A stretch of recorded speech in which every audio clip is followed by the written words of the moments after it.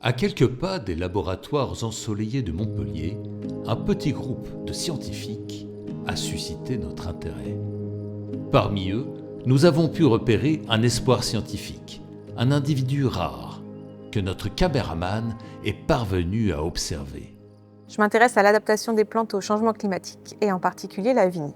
Mon objectif, c'est d'étudier comment les plantes utilisent deux ressources essentielles qui sont l'eau et le carbone. Donc pour pousser et produire, les plantes doivent ouvrir leurs stomates qui sont des pores microscopiques à la surface des feuilles. C'est nécessaire pour capter le CO2 qui alimente la photosynthèse. Mais cette ouverture des stomates, elle va nécessairement provoquer une perte d'eau par transpiration. En cas de sécheresse, ça va être intéressant pour une plante de limiter sa transpiration pour prévenir la déshydratation de ses tissus. Mais si on est exposé à des fortes températures, comme dans des contextes de canicule, là, maintenir la transpiration peut être essentiel puisqu'elle va permettre un rafraîchissement des tissus et donc de maintenir l'intégrité cellulaire.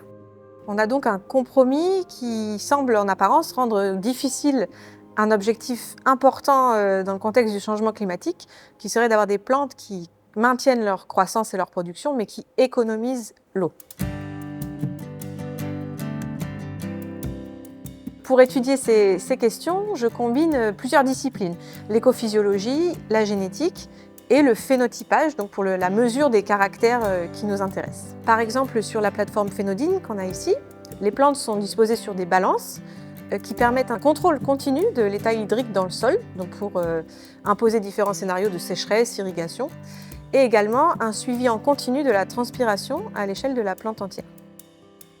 Grâce à son esprit novateur, l'espoir scientifique est capable d'inspirer ses congénères et de les inciter à inventer de nouvelles approches pour développer ses projets. On développe également, avec mes collègues de l'équipe, une batterie d'outils pour mesurer, plutôt à l'échelle des feuilles, les processus qui nous intéressent, de façon non destructive et rapide. Donc grâce à ces mesures, on caractérise la variabilité phénotypique de ces caractères, comme une réduction de transpiration, un maintien de la croissance ou de la photosynthèse. Donc là, on est en train de regarder des résultats de calibration où on a mis en relation les spectres qu'on a collectés dans le proche infrarouge avec différents appareils. Donc on croise ces données de phénotype avec des données de génotypage pour identifier des régions du génome qui contrôlent la variation des caractères liés à l'utilisation de l'eau et du carbone. On mène des expérimentations plus ciblées, par exemple dans des chambres de culture, où on va exposer les feuilles à des très fortes températures qui miment une canicule.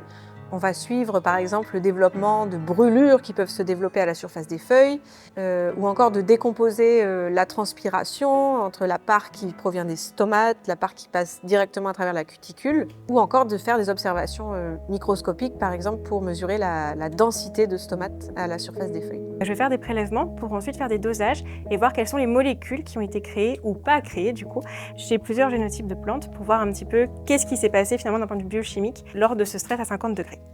On est très intéressé pour étendre nos recherches avec des scénarios climatiques de plus en plus complexes et proches de la réalité.